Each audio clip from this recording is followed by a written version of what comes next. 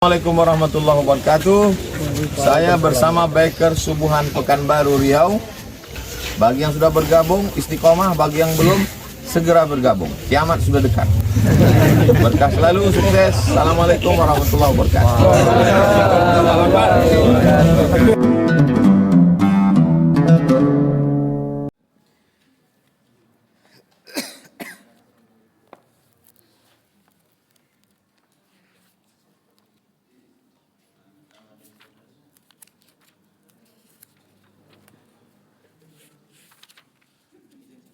Tafadhal. Bang, gara-gara ini ya? Ini merek Israel nih, HP ini. Mana lagi?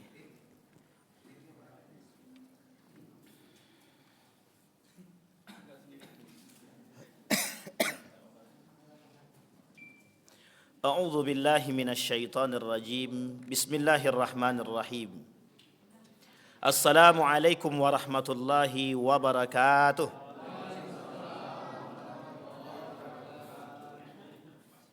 Alhamdulillahi rabbil alamin. Alhamdulillahilladzi arsala rasulahu bil huda wa dinil haq liyudhhirahu 'ala ad-dini kullih wa kafa billahi shahida. Ashhadu an la ilaha illallah wahdahu la syarika lah wa ashhadu anna Muhammadan 'abduhu wa rasuluh la nabiyya ba'd.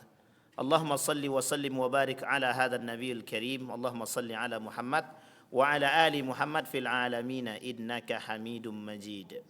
Ya ayuhan nasu ittaqu rabbakum alladzi khalaqakum min nafsin wahidah wa khalaqa minha zawjaha wa batha minhuma rijalan katsiran wa nisaa'a wattaqullaha alladzi tasaaluna bihi wal arham innallaha kana 'alaikum raqiba.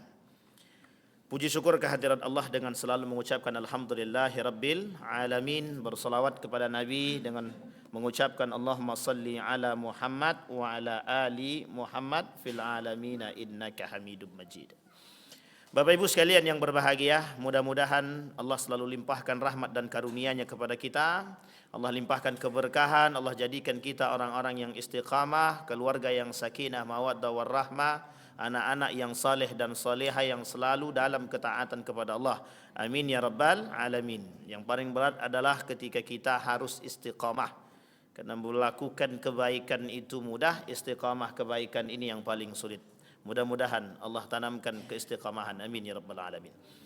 Baik Bapak Ibu sekalian yang berbahagia, di malam hari ini kita akan coba sedikit ngaji spesial. Kajian kita hari ini adalah teologi permisif murji'ah namanya, atau ada kelompok yang disebut dengan murji'ah. Sebelum kita mengkaji murji'ah ini Bapak Ibu, saya ingin coba ajak Bapak Ibu untuk sedikit mengingat sejarah. Ini fakta sejarah. Dan ini perbincangan para ulama dari kalangan para ulama-ulama sejarah.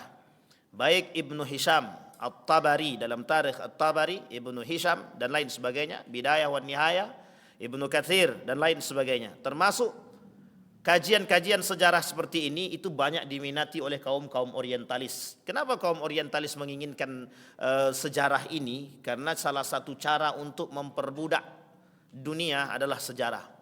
Karena salah satu cara untuk menghancurkan satu peradaban melalui sejarah. Jadi pembutaan terhadap sejarah itu adalah jalan atau pembuka daripada kehancuran satu peradaban. Jadi sejarah itu jendela peradaban, itu betul. Sejarah adalah jendela peradaban. Jadi kalau orang pengen tahu peradaban itu baca sejarah. Harus tahu sejarah. Kalau tak tahu sejarah habis. Kalau dia tak tahu sejarah, mesti dia tidak tahu peradaban itu. Tidak akan mengenal secara lebih dalam. Murji'ah Bapak Ibu sekalian yang berbahagia berasal dari kalimat irja. Irja. Ini yang ingin kita angkat hari ini. Murji'ah itu adalah satu kelompok menyimpang pada masa Ali bin Abi Thalib. Jadi Bapak Ibu, kenapa saya tertarik mengkaji murji'ah itu malam ini? Karena beberapa hari yang lalu saya mendapatkan, kalau bahasa lainnya, wejangan dari guru saya. Kata guru saya begini, hati-hati, yang bermunculan hari ini adalah teologi permisif murji'ah. Saya artikan dulu permisif itu apa. Permisif itu dalam bahasa Indonesia artinya menggampangkan, meremehkan. Jadi peremehan, penggampangan. Itu artinya permisif. Teologi itu keyakinan. Jadi keyakinan yang diremehkan, yang direndahkan, yang dikucilkan dan dianggap biasa. Kemudian murjiah. Apa teologi murjiah itu yang diremehkan dan yang direndahkan? Salah satu teologi murjiah itu kelak yang akan kita bahas adalah permasalahan dosa besar dan beberapa permasalahan yang lain. Dia tidak banyak, cuma ada beberapa poin saja. Baik, sekarang kita kaji secara sejarah dulu. Apa itu murjiah? Murjiah itu kelompok yang muncul pada masa Ali bin Abi Thalib ketika terjadi perang antara Ali dan Muawiyah dalam perang Siffin. Masih ingat ya Bapak Ibu? Ini sudah kita ulang. Kita mengulang pelajaran kita yang dulu. Sejarah perang Siffin itu antara Ali dan Muawiyah. Muncul dua kelompok sekaligus dan kedua-dua kelompok ini sesat dan menyimpang. Kelompok pertama disebut dengan Khawarij. Kelompok kedua yang cinta muhibbin li Ali bin Abi Thalib disebut dengan Syiah. Sampai di sini sudah paham ya Bapak. Di antara kedua ini, Syiah dengan Khawarij itu berantem. Tidak akur. Tidak akur. Di tengah-tengah ketidakakuran tersebut ditambah dengan kasusnya Ali bin Abi Thalib dengan Muawiyah, pada kasus yang lain tahkim, arbitrase, muncul kelompok yang ingin menjadi penengah di antara kedua tersebut yang disebut atau yang dikenal dengan irja atau murjiah. Jadi tiga kelompok sekaligus muncul pada masa waktu yang bersamaan. Yang pertama Khawarij, yang kedua murjiah, yang ketiga Syiah. Sekarang saya tanya Bapak Ibu, Syiah di Indonesia banyak? Banyak. Khawarij banyak? Di masjid ini itu kajiannya neo Khawarij sudah, Syiah reinkarnasi atau neo Syiah sudah. Hari ini kita bahas neo murjiah. Ketiga-tiganya dalam waktu yang bersamaan. Dan Bapak Ibu sekalian yang berbahagia, ketiga-tiga ini itu punya model terstruktur dan tersistem. Dan mengakar dari awal sampai saat ini. Mengakar. Ini yang ingin saya coba angkat Bapak Ibu. Kembali kepada masalah murjiah tadi. Murjiah tadi itu kelompok itu yang pengen menengahkan perpecahan antara Khawarij dengan Syiah. Khawarij dia mengaku bahwa apa yang dia aku? Tidak ada hukum selain berhukum kepada Allah. Luar itu tak boleh. Jadi yang berhukum selain daripada Allah salah, kafir. Ali kafir, Muawiyah kafir, Aisyah kafir, sahabat Nabi Zubair ibn Awam kafir, Sa'ad bin Abi Waqqas kafir. Pokoknya kafir semua bagi dia. Nah, tapi tenang Ibu ya. Ini konsep yang terbangun dari mereka takfiri, mengkafirkan. Syiah lain cerita. Syiah punya satu konsep yang berbahaya, satu metode, satu pemahaman yang sangat berbahaya. Apa itu? Taqiyah. Pemahaman dia terhadap Imam 12, politik dia, pendidikan dia, nikah, mut'ah, fikih dan lain sebagainya, termasuk filsafat dia, itu semuanya bisa dia kemukakan di tengah masyarakat dengan bahasa yang lebih santuy dan lebih halus. Konsep ini disebut dengan taqiyah. Dia salah di belakang, di depan tak akan salah. Artinya apa? Dia banyak pembenaran. Taqiyah namanya. Tapi kalau murjiah tidak. Murjiah itu mencari ketenangan, mencari aman. Apa yang mereka miliki? Yang mereka miliki adalah kembalilah kepada hati. Ingat kalimat ini. Kembalilah kepada hati.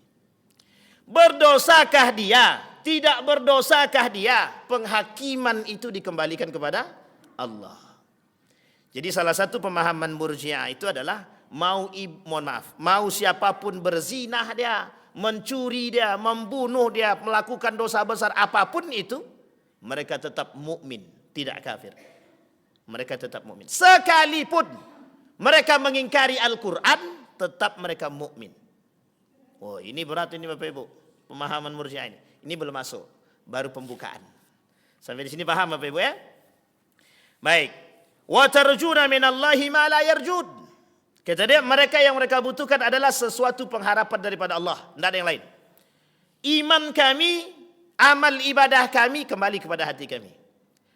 Orang beriman itu tidak ada kaitannya dengan kemaksiatan. Orang beriman tidak ada kaitan dengan kemaksiatan. Orang beriman juga tidak ada kaitannya dengan kekufuran. Jadi mohon maaf, mau dia sholat kalau dia sholat berarti dia sudah beriman. Bersyahadat saja dia bersyahadat berarti dia sudah beriman. Mau dia nanti berzinah dia silahkan. Mau dia percaya pada Tuhan yang lain silahkan, tak ada masalah. Mau dia trinitas silahkan. Mau dia sinkritisme silahkan, tak ada masalah. Nah, ini nanti Bapak Ibu ada kaitannya dengan kejadian-kejadian hari ini, fenomena-fenomena hari ini Bapak Ibu. Akan kita coba sampaikan. Dan ini yang menjadi masal hari ini Bapak Ibu. Yang menjadi sesuatu yang sangat banyak kita temukan nanti. Baik, kita masuk Bapak Ibu. Saya minta tadi sama Bang Ilham itu pakai apa namanya itu? Infokus, tapi kabur kata Bang Ilhamnya. Kabur tuh entah kemana-mana. Saya cari pun tak dapat juga. Karena udah berdekatan, lupa saya. Baik, berkaitan politik setelah wafatnya Utsman bin Affan. Kata mereka begini, kata kaum Murji'ah, pembunuh Utsman bin Affan itu tidak kafir dan tidak juga kufur. Pembunuh Utsman bin Affan itu tetap mukmin. Tetap mukmin. Masalah dia benar atau salah itu tak urusan kita. Karena kami sendiri tak tahu yang betul apakah Ali atau Muawiyah. Ataukah Ali apakah Aisyah. Tak tahu. Tak tahu siapa yang betul. Artinya kami sekarang berdiam diri, kami tidak pengen muncul menambah keruh suasana. Ingat bahasa ini Bapak Ibu, ini bahasanya Murji'ah. Apa kata mereka? Kami tidak pengen terjadi kekacauan semakin meluas, kami berdiam diri dengan kasus-kasus fitnah terjadi. Kita ambil contoh begini. Ada ulama yang difitnah, ada ulama yang disiksa, ada ulama yang dicaci dan dimaki dan lain sebagainya. Difitnah dengan berbagai macam fitnah. Mau itu dituduh apapun itu. Kemudian ulama yang lain bilang begini, kami berserah diri kepada Allah, kami berlepas dari dua kelompok tersebut. Artinya apa? Dia cari aman saja. Sampai di sini paham Bapak Ibu? Umat muslim hari ini begitu. Umat muslim hari ini begitu. Berlepas diri dari kesalahan orang, berlepas diri dari kebenaran orang. Jadi jangan salah kalau hari ini kita digerogoti sekian banyak musuh, itu biasa. Kenapa kita mohon maaf? Hari ini yang namanya zinah kita biarkan. Kita diam saja. Yang berzinah kan dia, yang penting bukan aku. Orang minum khamar kita biarkan. Terserah. Khamar dosa besar. Riba dosa besar. Tak bayar zakat dosa besar. Membunuh dosa besar. Kita biarkan. Orang tak pakai jilbab dosa besar. Orang menyakiti orang lain, membunuh orang lain sama dosa besar. Sampai di sini paham Bapak Ibu. Tapi kemudian yang muncul apa? Khamar itu resmi Bapak Ibu. Resmi. Apa yang resmi? Surat izin. LGBT dosa besar, tapi mau diperjuangkan. Untuk didapatkan legal. Kalau sempat legalitasnya ada, kita mau ngapain? Enggak bangsa ngapa-ngapain. Penyediaan alat kontrasepsi sudah dilegalkan. Bayangkan. Artinya apa? Mau dibuat. Pertanyaannya yang besar adalah kemana para kaum mukminin, orang-orang beriman? Berdiam diri kah? Atau kita mohon maaf membiarkan? Yang memunculkan itu siapa? Mereka tahu, mereka beriman, mereka Islam, mereka mukmin. Pertanyaannya adalah, tidakkah mereka tahu aturan syariat Islam? Tahu. Artinya apa? Mereka hari ini mencoba membiasakan diri dengan perbuatan dosa besar. Artinya apa? Kalau dosa besar ini sudah terbiasa dilakukan, akhirnya apa? Orang-orang sudah akan terbiasa dengan dosa besar tersebut. Yang tadinya besar menurut agama, di mata manusia biasa. Jadi nanti jangan salah. Kalau terjadi perzinahan di mana-mana, minum khamar di mana-mana, orang berbunuhan di mana-mana, itu biasa. Karena sudah memang dibiasakan. Penyediaan alat kontrasepsi sudah biasa. Nanti kalau seks bebasnya kemana-mana, ya sudah biarkan saja. Artinya kita hari ini dituntut untuk, mohon maaf, meredupkan perhatian. You tidak usah ikut campur, ini urusan kami. You, gua. Begitulah modelnya. Baik, sampai di sini paham Bapak Ibu? Baik. Lahirlah sekelompok orang mukmin yang berusaha menjauhkan diri dan tidak ingin mencampuri persoalan orang lain dalam konteks agama. Ini keinginan kelompok Murji'ah. Jadi ketika terjadi masalah pembunuhan Utsman bin Affan, apa kata mereka? Kata orang-orang yang berada di dalam kelompok Murji'ah, kata mereka, kami berlepas diri dari Ali dan kami berlepas diri dari Muawiyah. Kami serahkan pembunuhnya seutuhnya kepada Allah. Artinya apa? Sampai hari ini Bapak Ibu, itu pembunuh Utsman bin Affan tidak tahu. Muawiyah menyalahkan Ali, Ali menyalahkan Muawiyah. Terjadi perperangan, 45.000 dari Muawiyah, 25.000 dari Ali bin Abi Thalib. Singkat cerita Bapak Ibu, yang ingin kita angkat adalah bagaimana kondisi para sahabat Nabi ketika itu. Sebagian di antara mereka berlepas diri dari dua kelompok tersebut. Karena bingung Bapak Ibu, mau menyatukannya bagaimana? Fa aslihu baina akhawaikum, kata Allah, damaikan. Bukan kita berlepas diri, tapi kita harus mendamaikan. Hari ini mohon maaf Bapak Ibu, satu ulama dengan ulama yang lain berantem dalam satu ruang lingkup. Ruang lingkupnya, bahkan mohon maaf, sampai harus yang tidak layak lah. Caci maki ulama dengan ulama yang lain. Datang ulama yang lain. Harusnya ulama yang lain ini tujuannya mendamaikan. Itu tujuan kita Majelis Ulama Indonesia, untuk mendamaikan kelompok-kelompok yang berantem, yang berkelahi. Yang berkelahi itu mukmin, ulama, alim, saleh. Kalaulah mohon maaf para ulamanya berantem, kira-kira jamaahnya ngapain? Nonton. Tuh, harus begitu. Iya. Panutan kami ulama, alim. Tapi kalau alim kami, ini yang menjadi masalah kita hari ini Bapak Ibu. Yang menjadi masalah kita hari ini. Baik, tidak diketahui siapa sebenarnya pendiri atau tokoh utama aliran ini. Betul. Tokoh utamanya sampai hari ini tidak diketahui. Tetapi sebagian para ulama mengatakan ada yang terlibat dalam hal-hal demikian. Beberapa di antara mereka adalah sahabat-sahabat Nabi juga. Tetapi di sini Bapak Ibu sekalian yang berbahagia, salah satu di antara kelompok-kelompok Murji'ah itu, dan tidak Murji'ah banyak baginya. Ada secara garis besar terbagi dua. Satu Murji'ah yang disebut dengan sunnah. Yang kedua disebut dengan Murji'ah yang memang layak dipanggil Murji'ah. Nah, sahabat-sahabat Nabi yang tergolong dalam berlepas diri daripada kejadian Utsman bin Affan, Ali bin Abi Thalib itu dan Muawiyah, mereka disebut dengan Murji'ah sunnah. Artinya mereka tetap berlepas diri, tidak mau terjadi fitnah yang terlalu lebar, tapi kemudian mereka tetap mendoakan di kedua belah pihak saling berbaikan dan berdamai. Ini tidak masuk dalam konteks Murji'ah yang sesat, yang aliran menyimpang. Nah, yang kedua inilah Murji'ah yang layak dipanggil Murji'ah, itu adalah Murji'ah yang tersebut. Yang kedua ini, mereka adalah orang-orang Murji'ah yang satu sisi berlepas diri daripada Islam, berlepas diri daripada kasus-kasus perpecahan yang terjadi pada masa sahabat ketika itu, tetapi di balik itu ada unsur yang lain yang mereka angkat. Nah, nanti Bapak Ibu akan kita lihat teologinya Bapak Ibu.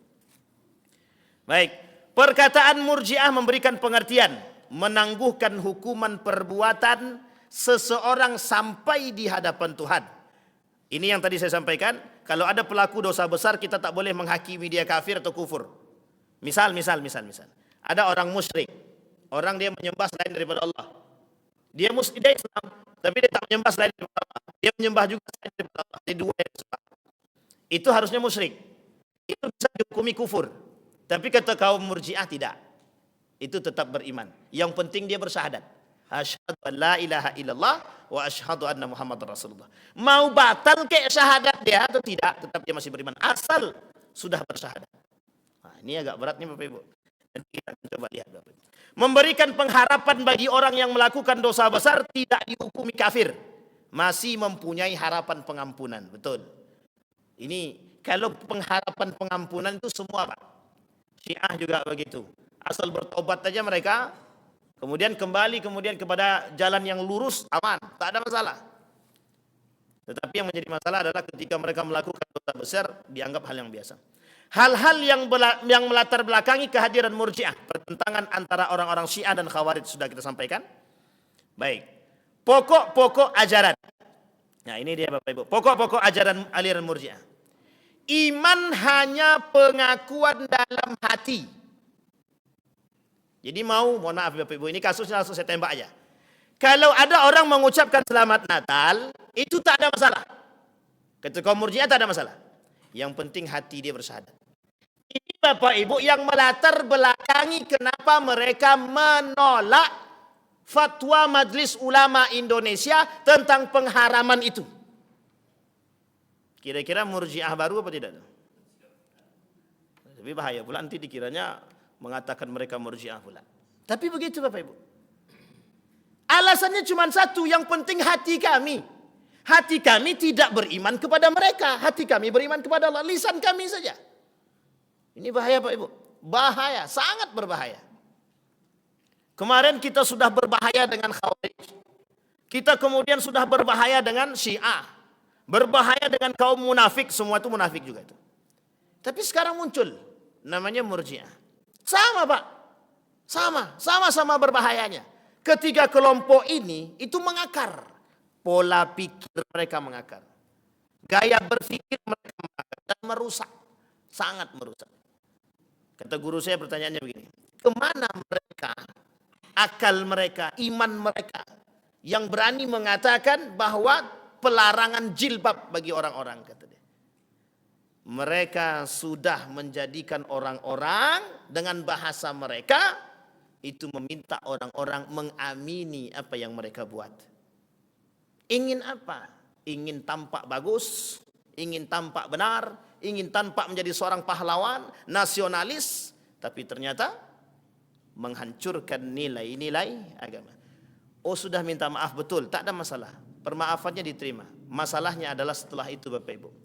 Pola pikir masyarakat sudah dirusak dengan gaya berpikir mereka. Ketika orang menganggap jilbab hal biasa, mohon maaf Bapak Ibu, orang nanti sudah akan mulai terbiasa tidak berjilbab kembali. Hari ini orang sudah berjilbab mulai. Malu orang keluar rumah tanpa jilbab hari ini. Tapi ketika muncul hal demikian, apa yang terjadi? Kenapa mereka melarang jilbab? Apa masalahnya? Tidakkah ada orang-orang di situ yang mengerti tentang agama? Mereka semua mengerti agama Bapak Ibu. Baik Bapak Ibu. Hukum segala perbuatan manusia ditangguhkan sampai hari akhir kelak. Orang-orang yang berbuat dosa besar tidak dihukumi kafir tapi masih mukmin selama ia mengakui dua kalimat syahadat. Baik, konsekuensi ajaran tersebut melahirkan pendapat-pendapat. Satu, keimanan merupakan pokok ajaran, sedangkan amal suatu hal yang nomor dua. Jadi amal ibadah itu nomor dua. Yang penting dulu apa? Iman. Jadi setelah itu terserah. Yang penting iman dalam hati. Setelah itu Bapak Ibu mohon maaf, mereka mengatakan nak buat maksiat buatlah, nak berzina berzinalah, pokoknya tak ada masalah. Bagi mereka tidak ada masalah. Pokoknya nanti hukumnya ditangguhkan di hari kiamat. Biarlah Allah yang menghakimi. Sama Pak. Nanti kalau ada pencuri di rumah kita, biarkan sajalah Allah yang menghakimi dia. Sampai di sini paham ya Bapak Ibu? Ini berat ini Bapak Ibu. Ini kaitannya mohon maaf, ini kaitannya dengan cuci otak nih Bapak Ibu.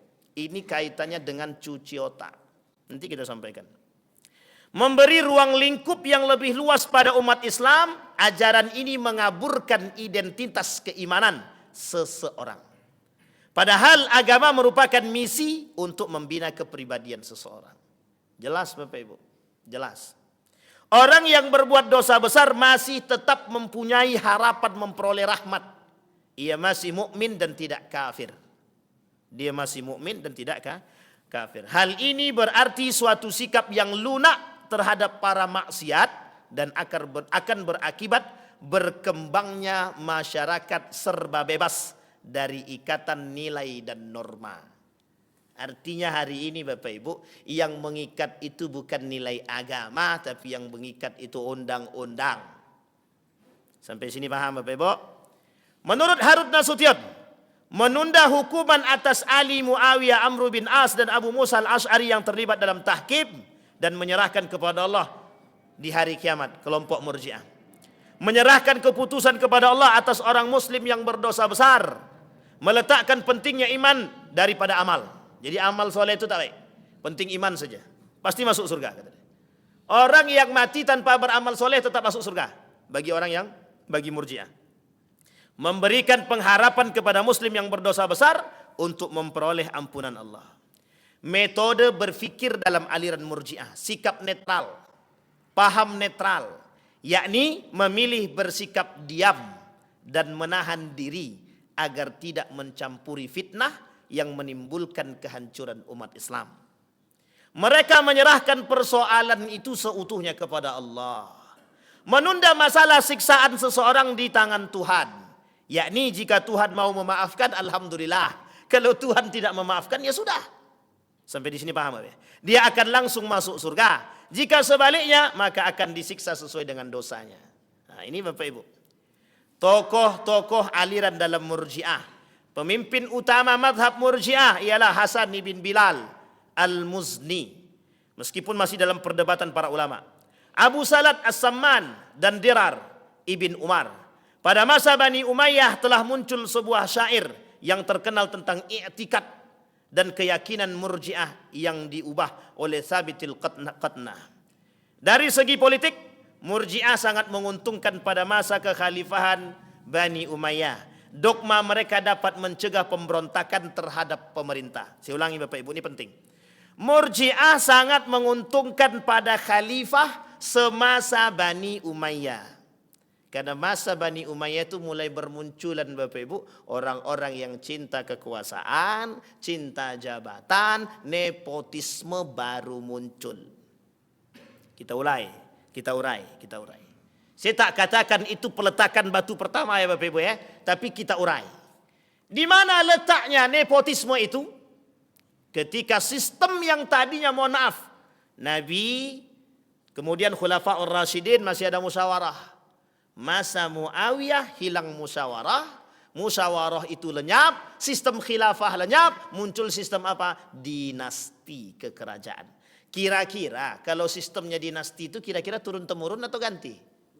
Turun-temurun. Akhirnya siapa yang melakukan demikian? Muawiyah.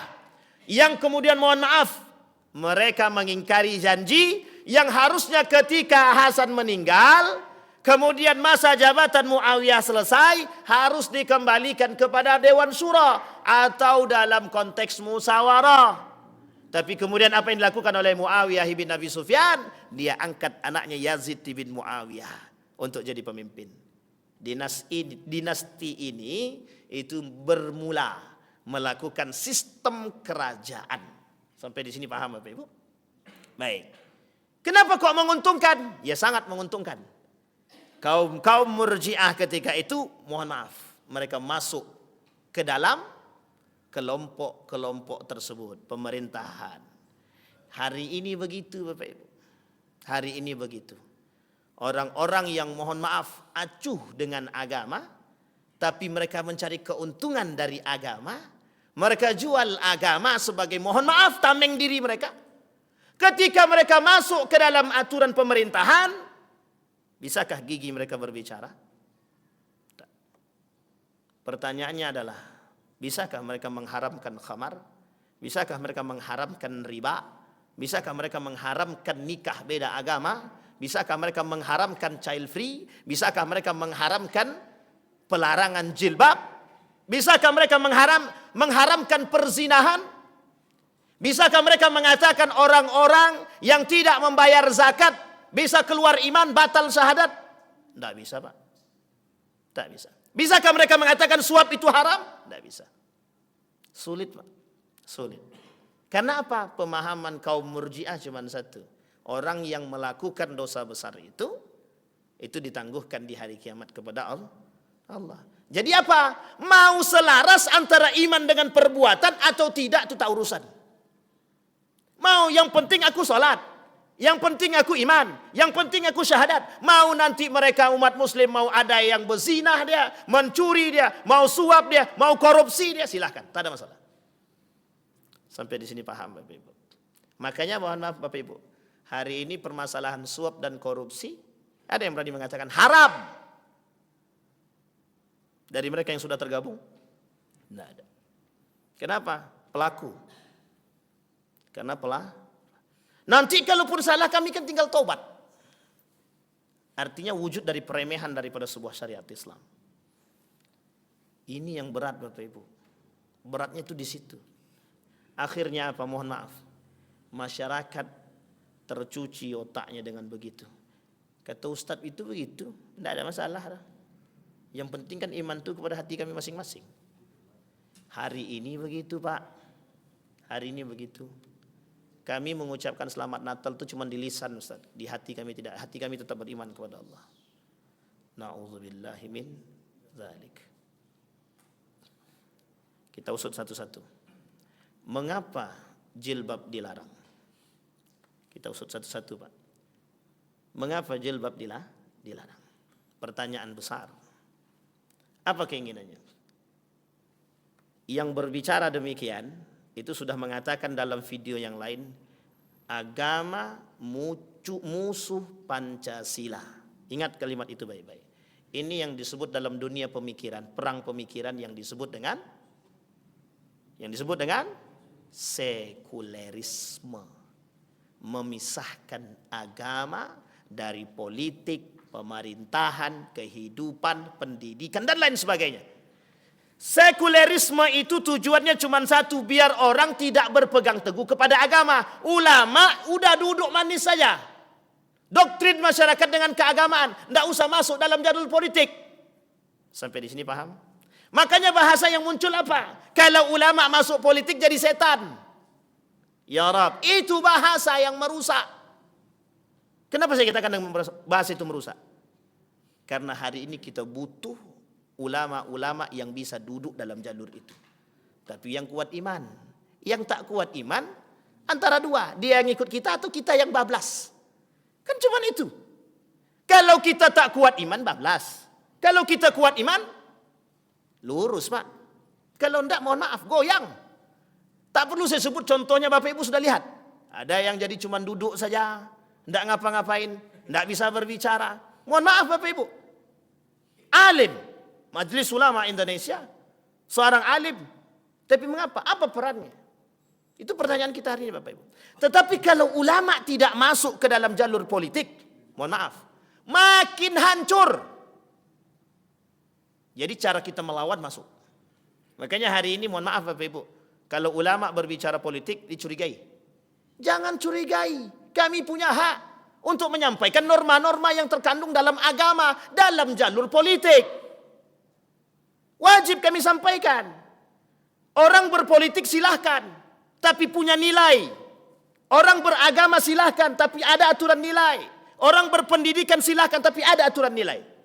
Politik yang benar, menjadi pemimpin yang benar, menjadi sekretaris yang benar, menjadi bendahara yang benar, menjadi kesra juga yang harus yang benar. Apapun itu, tak ada salah, tak.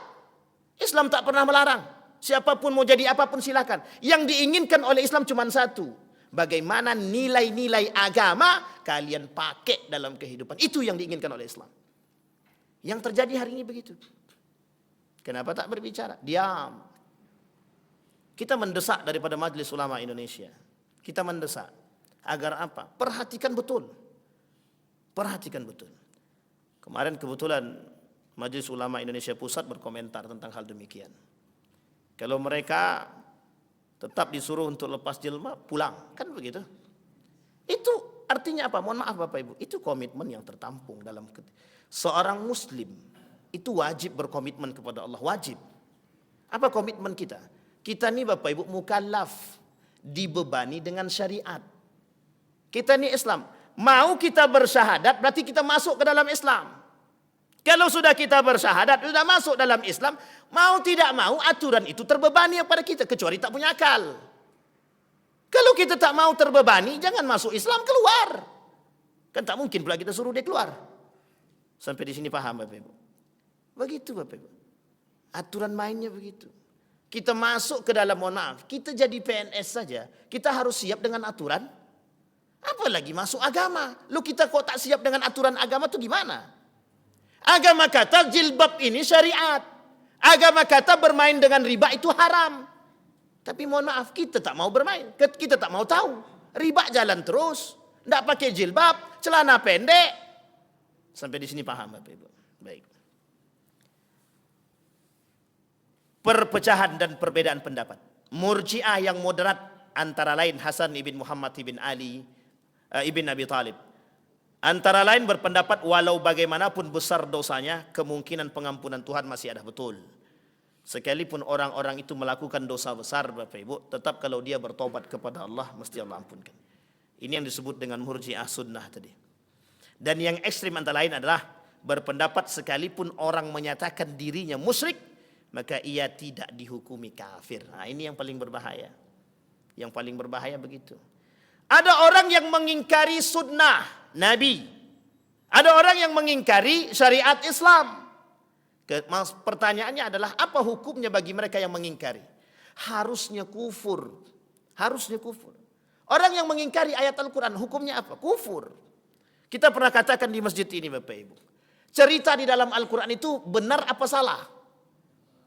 Kalau begitu kan aman semua, pasti jawabannya benar. Tapi kira-kira kalau jawabannya cerita di dalam Al-Quran itu bukan masalah benar atau salahnya, yang penting bagaimana mengambil hikmahnya. Betul apa salah? Ragu balik kan?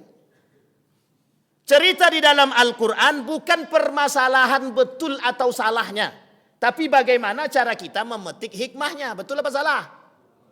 Salah Pak. Kalau begitu mesti ragu orang. Tapi kalau kita katakan benar atau salah cerita dalam Al-Quran, mesti jawabannya semuanya betul. Bahasa yang dipakai oleh mereka adalah yang nomor 2. Bukan permasalahan benar cerita di dalam Al-Quran, tapi bagaimana cara kita mengambil hikmah di dalam Al-Quran. Itu bahasa sesat. Tapi bahasanya halus. Begitu cara mereka untuk mengingkari ayat-ayat Al-Quran. Kalau mereka katakan cerita dalam Al-Quran salah, frontal betul mereka menolak Al-Quran. Tapi kalau bahasa yang dengan yang tadi, halus atau tak halus? Kita pun tertipu. Iya juga ya. Gitu. Maling kundang, ada enggak peninggalannya? Bapak Ibu, ada enggak peninggalan maling kundang? Tangkuban perahu, ada tak peninggalannya? Dongeng itu saja bisa mereka percaya. Itu dongeng. Pertanyaannya adalah Nabi Adam ada enggak peninggalannya? Ada Pak, di Jeddah itu sepeda besar. Itu bukan tuh replika. Ada Pak, ada apa namanya itu panci besar kata dia. Sebesar itulah yang umat zaman dulu. Itu replika. Tidak ada peninggalannya. Tapi bagaimana? Berarti kita kan tidak bisa percaya dong dengan cerita mereka. Ya Rab, rusak kita Pak. Cerita di dalam Al-Quran tentang para anbiya itu tidak bisa kita cari dengan akal Pak. Tidak semuanya bisa kita terima dengan akal. Karena kita tak sampai menempuh pada masa Adam, pada masa Ibrahim dan lain sebagainya ke atas itu. Itu sulit untuk kita. Nabi Syed, apa kita tahu? Tahu pun tidak. Cerita Nabi Syed aja kita tak tahu kadang-kadang. Dan saya yakin tidak semua kita tahu tentang cerita Nabi Syed. Artinya apa Bapak Ibu sekalian yang berbahagia? Cara mereka merusak pola pikir kita begitu Bapak Ibu. Hari ini kita dibuat begitu. Dibuat linglung. Maka muncul kelompok ketika itu yang disebut dengan syakak namanya. Syakak. Artinya apa? Kelompok yang ragu-ragu dengan nilai agama. Nah, coba bayangkan. Yang diinginkan oleh mereka itu. Kelompok Yahudi pengennya kita ini ragu dengan agama Islam. Kelompok Nasrani, mohon maaf yang misionaris, pengennya kita itu ragu dengan agama Islam. Balik ke agama dia. Kurang juga Pak. Tapi pertanyaannya adalah, masih juga kita berantem juga lagi. Ulamanya berantem, sudah masyarakatnya dalam keadaan genting. Ulamanya masih bisa berantem dia sama dia. Na'udzubillahi min dzalik ya Rab. Terakhir Bapak Ibu. Terakhir poin PowerPoint-nya maksud saya. Yang lainnya belum selesai, ini baru PowerPoint-nya. Maka Bapak Ibu kata Syarastani membagi kelompok Murji'ah itu kepada 4. Yang pertama ada yang disebut dengan Murji'ah Khawarij. Yang kedua Murji'ah Qadariyah. Yang ketiga Murji'ah Jabariyah. Yang keempat Murji'ah Sunni gitu. Artinya yang sunnah tadi. 3 di atasnya Bapak Ibu dianggap sesat oleh para ulama, dianggap menyimpang. Yang terakhir yang Sunni itu tidak dianggap menyimpang. Khawarij kita tahu Bapak Ibu bagaimana yang diambil dari Khawarij itu bukan apanya, bukan cara ibadahnya, tapi yang diambil dari Khawarij gaya berfikirnya. Artinya apa? Kafir. Saking ekstrimnya begitu. Saking ekstrimnya begitu. Khawarij itu ada satu kelompok lagi selain daripada 3 yang Murji'ah, kemudian Khawarij dan Syiah, satu kelompok lagi namanya Mu'tazilah. Kalau ada waktu lain waktu kita coba kaji juga. Karena Mu'tazilah itu juga lebih tidak juga sama-sama berbahaya juga daripada Murji'ah.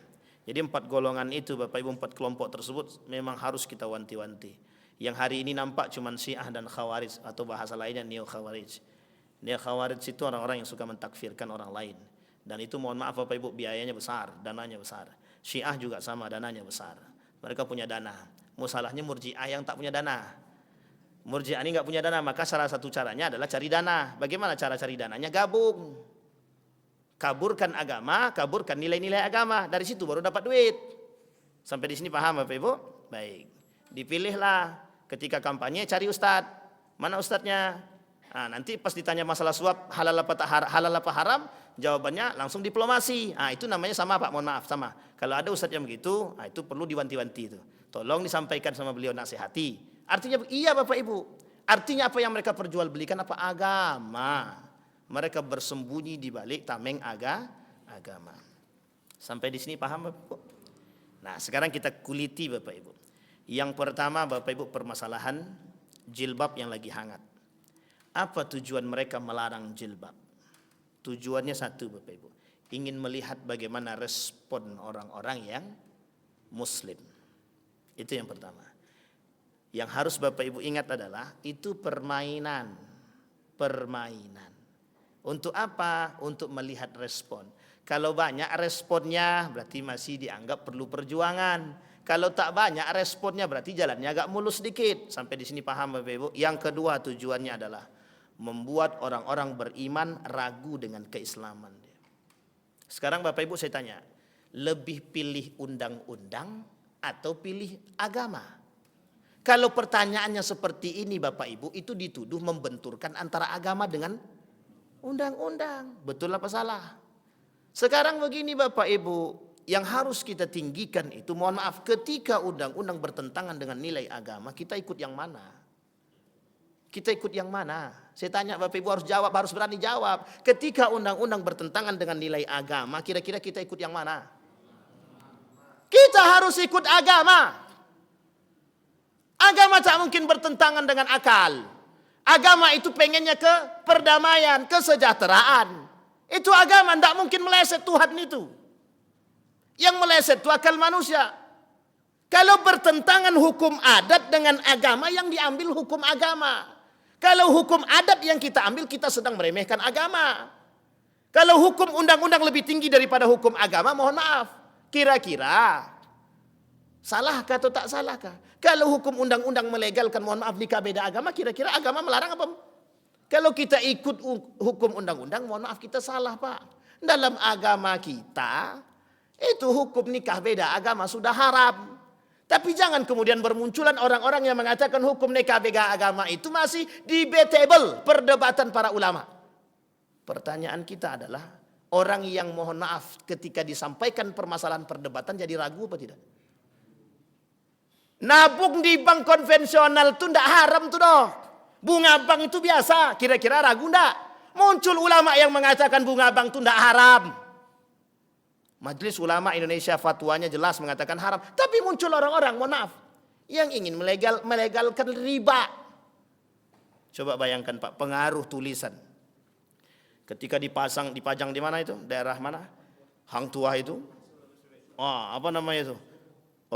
Riba, tapi ya kemudian ada gambar api menyala, ada ancaman Allah dengan ayat Al-Quran begitu kan. Itu saja udah banyak yang takut Pak. Banyak yang takut. Apa kata mereka? Apa kata beliau, ada salah seorang pemuka itu tanya sama bank konvensional itu. Wah, banyak orang yang narik uangnya dari bank Pak. Katanya. Takut mereka katanya. Itu cuman gambar saja itu. Kayaknya gambar lebih berdampak daripada ceramah gitu. Jadi besok lain kali yang tidak bayar zakat, rumah habis, hangus, bangkrut begitu. Oke, kira-kira orang kayaknya bayar zakat semua itu. Nah, hari ini kan begitu. Kenapa umat muslim lemah? Katanya bahasanya, kenapa umat muslim lemah hari ini? Karena ekonominya lemah. Kenapa ekonominya lemah? Karena orang tak beriman, kata dia. Pertanyaannya adalah, siapa yang membuat kita tak beriman? Diri kita sendiri. Apa penyebabnya? Hubud dunia, cinta dunia, kata dia. Maka kata Zainuddin MZ itu penyakit umat muslim sekarang itu satu. Kuman. Dia ada 3. Kudis, kurap, kutil. Terakhir kuman, kata dia. Penyebabnya, kata dia. Kudis itu kurang disiplin, kurap itu kurang rapi, kutil itu kurang teliti. Penyebab ketiga itu cuma satu, katanya, kuman, kurang iman. Katanya. Memang betul kalau gitu. Orang dah cinta dunia susah, orang dah cinta jabatan susah. Apapun bisa mereka legalkan. Yashtaruna bi ayati samanan qalila. Ini yang kemudian kita ulang-ulang terus kalimat ini. Yashtaruna bi ayati samanan qalila. Mereka jadikan agama itu untuk ajang cari duit. ajang cari keuntungan. Tidak ada Pak. Murji'ah itu mengajarkan kepada kita dari paham teologinya kita sudah paham. Membuat orang dengan dosa besar itu tidak takut, itu saja. Hari ini orang nggak takut dosa besar Pak. Mau berzinah gimana pun orang nggak takut. Mau membunuh orang nggak takut orang hari ini. Bayangkan, buktikan saking tidak takutnya mereka, mohon maaf. Saking tidak takutnya mereka dengan azab Allah. Mereka larang pakai jilbab. Itu takut apa tidak? Nggak takut dia dengan Allah. Kalau dengan Allah saja dia tak takut, apalagi dengan? Tapi dengan penguasa takut. Jelas, daripada dicopot. Coba bayangkan. Dia takut dengan penguasa. Karena penguasa memberikan jabatan. Allah tak kasih apa-apa. Padahal dia tak tahu. Kalau bukan karena Allah pun tak dapat. Itu yang masalah kita hari ini Pak. Orang berzina, biarkan. Prostitusi online. Bapak Ibu mohon maaf saya sampaikan. Internet permasalahan video porno. Itu sudah dikaburkan. Sudah diblokir.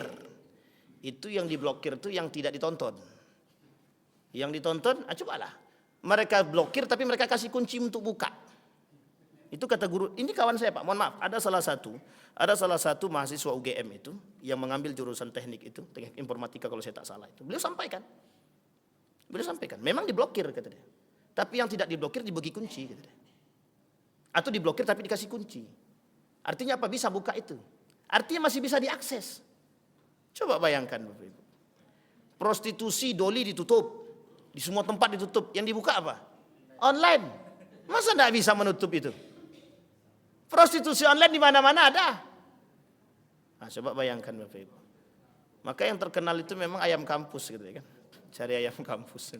Sampai di sini paham Bapak Ibu. Orang tak takut lagi dengan zina.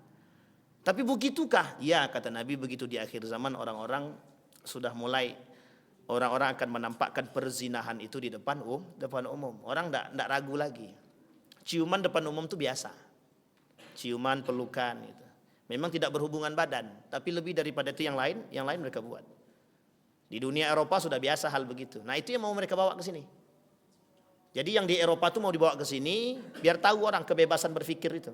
Biar orang tahu kebebasan dalam bergerak itu. Jadi akhirnya apa? Mereka bebas melakukan hal-hal yang mereka, mohon maaf, keluar daripada jalur syariat Islam. Itu yang pertama. Yang kedua Bapak Ibu, ketersediaan alat kontrasepsi, SKPP.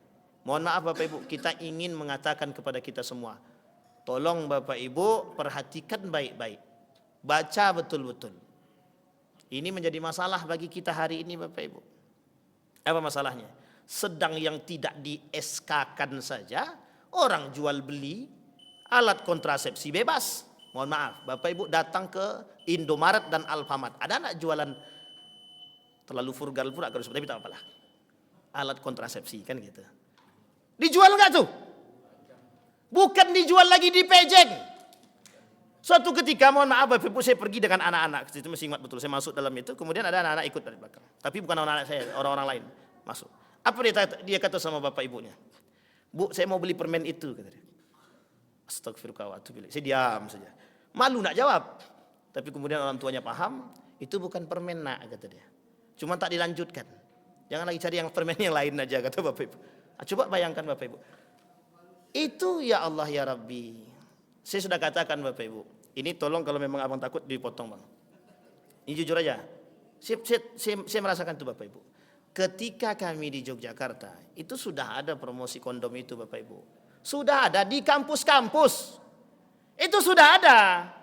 Mereka sudah ada itu, sudah lakukan itu. Apa bahasanya kalau turun ke kampus-kampus itu apa namanya? Sosialisasi.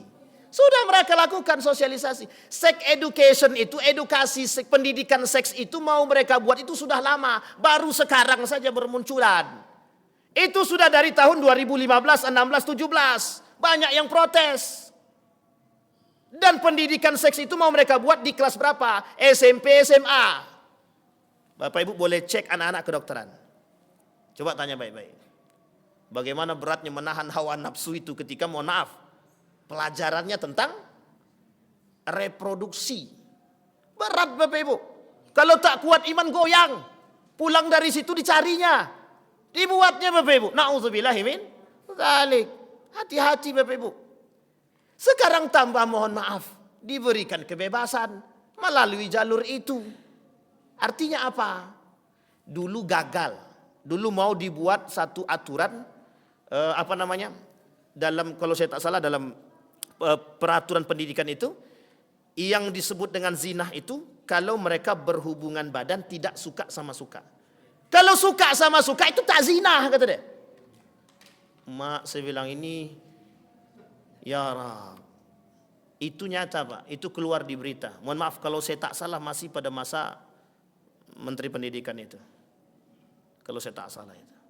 Dan itu Bapak Ibu merusak kita. Coba bayangkan yang dirusak. Memang mereka tidak memerangi kita pakai senjata, tidak. Tapi yang mereka perang apa? Pola pikir kita Pak. Bapak-bapak yang tua-tua ini selamat Pak insya Allah. Kecuali yang mohon maaf, yang pubernya ketiga. Agak sulit sedikit. Tapi kalau anak-anak sekarang Bapak Ibu, generasi-generasi yang sekarang, bayangkan beratnya yang harus mereka hadapi dengan kondisi sekarang ini. Mereka mempertaruhkan akidah dan keimanan mereka hanya karena mohon maaf kejadian fenomena-fenomena yang keluar daripada syariat Islam. Mereka harus mengokohkan akidah, mereka harus mengokohkan iman. Caranya bagaimana? Ajak terus Pak anak-anak itu ke masjid. Kalau tidak kita kecolongan. Ajak terus, ajarkan terus mereka agama. Kasih mereka aturan yang bisa mohon maaf mengikat. Agar apa? Agar mereka tak terjerumus Pak dalam pergaulan yang salah. Kata guru saya, dengan bermunculannya hal demikian, kata dia, artinya itu merusak moral dan membebaskan seks. Dalam bahasa lain akan bermunculan seks bebas.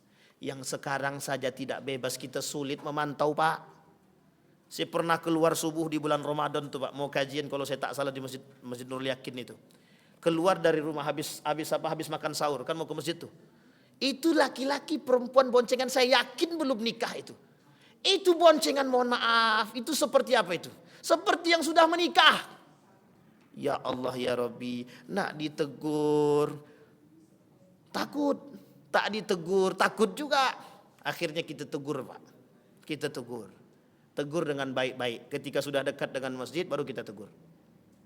Saya bilang tak selayaknya kalian begitu. Baik-baik sajalah. Jawabannya awalnya mengeras. Apa kata dia? Ini kan urusan kami Pak, kata dia. Anak muda berbicara dengan yang lebih tua begitu. Ini kan urusan kami, kata dia. Bukan urusan bapak. Memang lembut sih, tapi sebenarnya gemetar juga badan dibuatnya. Paham maksud saya Bapak Ibu ya? Artinya begitu Bapak Ibu. Saya berharap kepada kita semua Bapak Ibu memperhatikan hal demikian. Murji'ah itu meremehkan dosa besar, menangguhkan para pelakunya kepada Allah. Mohon maaf Bapak Ibu, secara tersirat, secara makna mungkin dianggap orang benar, tapi itu salah Bapak Ibu, salah. Dosa besar itu bisa dihakimi kafir ataupun kufur pelakunya. Orang yang melakukan dosa besar kata Imam Al-Baihaqi bisa terjerumus dalam kekufuran, terutama permasalahan syirik, terutama masalah menduakan Tuhan, terutama masalah dengan orang-orang yang mohon maaf tidak mengakui keberadaan Allah. Mereka tak percaya dengan rukun iman, mereka tak percaya dengan rukun Islam, tapi mereka bersyahadat. Na'udzubillahi min dzalik. Saya kira itu saja Bapak Ibu, mudah-mudahan ada manfaatnya bagi kita semua. Mudah-mudahan dengan apa yang kita sampaikan ini kita bisa semakin cerah dan terang. Nanti kalau ada fenomena-fenomena yang lain tidak usah kaget. Dan itu sudah menjadi sebuah proyek. Sampai di sini paham Bapak Ibu? Saya kira itu saja, mudah-mudahan bermanfaat bagi kita semua. Fa'tabiru ya ulil absar la'allakum tuflihun. Assalamualaikum warahmatullahi wabarakatuh.